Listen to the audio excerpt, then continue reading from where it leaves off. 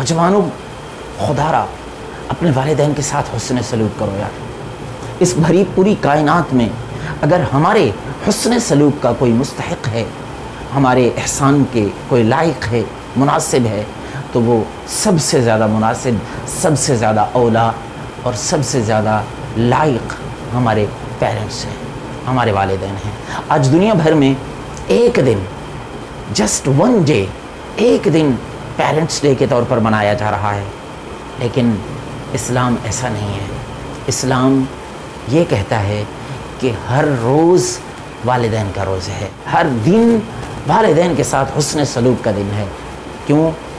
کیونکہ اللہ رب العالمین نے یہ اعلان عام فرما دیا، لا تقل لہما اف ولا تنہرہما، اپنے والدین کو اف تک نہیں کہنا، ان کو جھڑکنا نہیں ہے. وقل لہما قولا کریما، اور میرے رب نے اعلان فرمایا جب ماں باپ سے بات کرنی ہو تو الفاظ بھی نپے تلے، خوبصورت، حسین و جمیل لے کر آنا، اور لہجہ بھی خوبصورت بنانا، اور اپنے والدین سے بات کرتے ہوئے لہجے میں کڑواہٹ نہ آنے دینا، بلکہ خوبصورت لہجے میں، خوبصورت لفظوں کے ساتھ، نپے تلے الفاظ میں اپنے والدین سے کلام کرنا.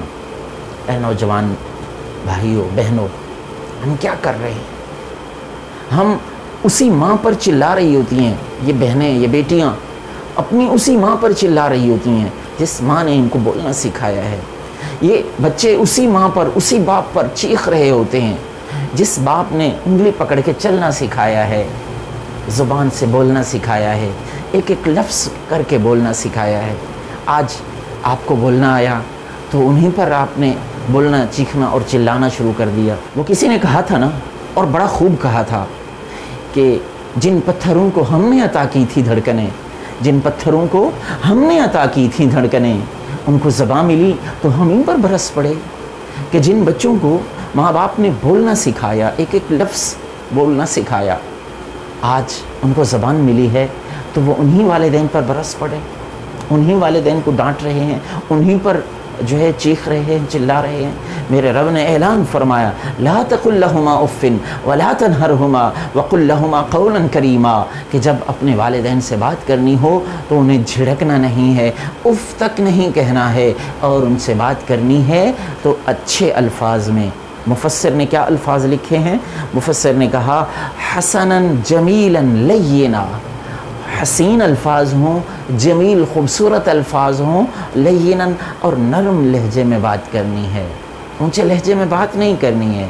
یہ وہ ہستیاں ہیں، میں ایک جملہ آپ کو دینا چاہ رہا ہوں، یہ وہ ہستیاں ہیں، پیرنٹس، ہمارے والدین وہ ہستیاں ہیں کہ جن کے بارے میں اللہ نے، جن سے کلام کرنے کا سٹائل، انداز، لہجہ اور الفاظ کا چناؤ، یہ سب کچھ میرے رب نے قرآن میں بیان فرمایا ہے، جو میں آپ کے سامنے پڑھ رہا ہوں. لا تقل لہما اف ولا تنہرہما وقل لہما قولا کریما واخفض لہما جناح الذل من الرحمہ. میرے رب نے فرمایا ان کے لیے عاجزی کے بازو بچھا دو، اور اس میں رحمت ملی ہوئی ہو، اس میں محبت ملی ہوئی ہو، اس میں شفقت کا جو ہے نا، شفقت اس میں ڈلی ہوئی ہو، گھلی ہوئی ہو، ملی ہوئی ہو. اور اس انداز میں اپنے والدین کے ساتھ عاجزی اور انکساری کے ساتھ ان کی خدمت کرو کہ تمہاری اس خدمت میں بھی محبت شامل ہو، جذبہ محبت شامل ہو. نبی رحمت صلی اللہ علیہ وسلم کے چند فرامین سنتے ہیں. آقا کریم صلی اللہ علیہ وسلم نے ارشاد فرمایا، حضرت ابو الدرداء رضی اللہ تعالی عنہ اس بات کو، اس روایت کو بیان فرماتے ہیں. فرمایا نبی رحمت صلی اللہ علیہ وسلم نے ارشاد فرمایا، الوالد اوسط ابواب الجنہ. یہ جو والد ہیں، آپ نے آج تک یہ حدیث تو سنی ہوگی کہ الجنۃ تحت اقدام الامہات، لیکن آپ نے یہ والی حدیث شاید آج پہلی بار سن رہے ہوں کہ نبی رحمت صلی اللہ علیہ وسلم نے فرمایا کہ یہ جو والد ہیں نا، یہ جنت کا مین گیٹ ہے. اوسط ابواب الجنہ، درمیان والا گیٹ. کچھ گیٹ ادھر ہوں گے، کچھ گیٹ ادھر ہوں گے، اور بیچ میں جو درمیان والا مین گیٹ ہے نا، وہ کون ہے؟ ہی از یور فادر. اگر یہ فادر آپ سے ناراض ہیں تو جنت کا مین گیٹ نہیں کھلنے والا. خدا را یار، ان کو راضی کر لو، ان کو راضی کر لو. دنیا میں اور کچھ نہیں ہے، ان کو راضی کر لو، ان کو منا لو۔ حضرت عبداللہ ابن عمر رضی اللہ تعالیٰ عنہ بیان کرتے ہیں نبی رحمت صلی اللہ علیہ وسلم نے ارشاد فرمایا رضا اللہ فی رضا الوالد، اللہ کی رضا، اللہ کی خوشنودی والد کی رضا میں ہے۔ باپ راضی اللہ راضی، باپ ناراض اللہ ناراض۔ کیوں خفا کرتے ہو یار؟ دیکھیں اپنے والد کو ناراض کر کے، اپنے پیرنٹس میں سے ماں یا باپ کسی کو بھی ناراض کر کے اگر ہم اللہ کو راضی کرنے کے لیے ساری رات جاگ کر بھی عبادت کریں نا، ہمارا رب وہ ساری نمازیں ہماری قبول نہیں فرمائے گا۔ حج کرنے جائیں، حج قبول نہیں ہوگا، جو عبادت کریں گے قبول نہیں ہوگی۔ لیکن اگر ہم اپنے والدین کو راضی کر لیتے ہیں، اور عبادت میں تو کمی پائی جاتی ہے لیکن اپنے والدین کو راضی کرنے میں، ان کی خدمت کرنے میں ہم نے کوئی کمی نہیں چھوڑی، نتیجہ کیا نکلے گا؟ نتیجہ یہ نکلے گا، میرے نبی صلی اللہ تعالی علیہ وسلم نے ارشاد فرمایا ما من ولد بار ينظر والديه نظر رحمة ما من ولد بار ينظر والديه نظر رحمة إلا كتب الله له بكل نظرة حجة مبرورة۔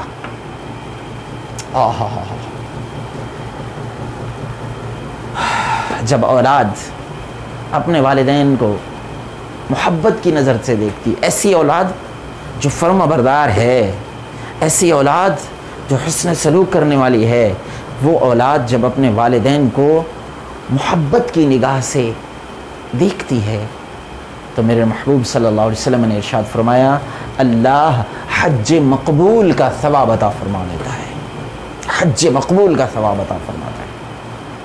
کہاں ڈھونڈ رہے ہو یار؟ اللہ کو کہاں ڈھونڈ رہے ہو؟ ثواب کہاں ڈھونڈ رہے ہو؟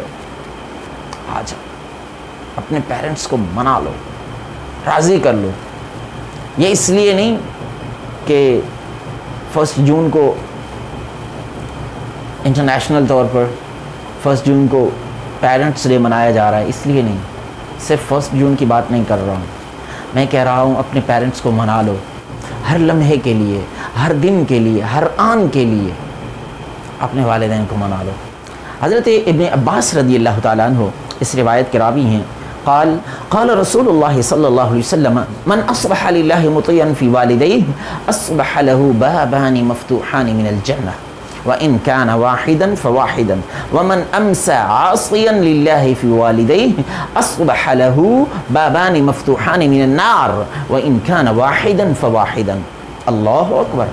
حضرت ابن عباس رضی اللہ تعالیٰ عنہ کہتے ہیں نبی رحمت صلی اللہ علیہ وسلم نے فرمایا جو شخص صبح اس حال میں کرتا ہے کہ وہ اپنے والدین کا فرما بردار ہو کر اللہ کا، اپنے والدین کی اطاعت اور فرما برداری میں اللہ کا فرما بردار ہوتا ہے، یعنی اللہ کے اس حکم پر وبالوالدین احسانہ پر عمل کرتے ہوئے اپنے والدین کے ساتھ حسن سلوک کر کے اپنے رب کو راضی کرنے والا ہوتا ہے، تو اس کے لیے جنت کے 2 دروازے کھلے ہوتے ہیں۔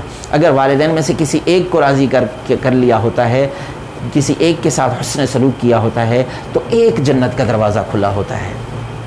لیکن اگلی بات سنیے، آقا کریم صلی اللہ علیہ وسلم نے ارشاد فرمایا اگر کوئی شخص شام کرتا ہے ایسے حال میں کہ وہ والدین کا نافرمان ہوتا ہے، اس وجہ سے اللہ کا بھی نافرمان ہو چکا ہوتا ہے، اللہ اپنے والدین کے ساتھ حسن سلوک نہ کر کے اللہ کی نافرمانی کر چکا ہوتا ہے، تو اس کے لیے جہنم کے 2 دروازے کھول دیے جاتے ہیں، جہنم کے 2 دروازے۔ اب سوچو یار کیا کرنا ہے؟ جہنم جانے کا پروگرام ہے کیا؟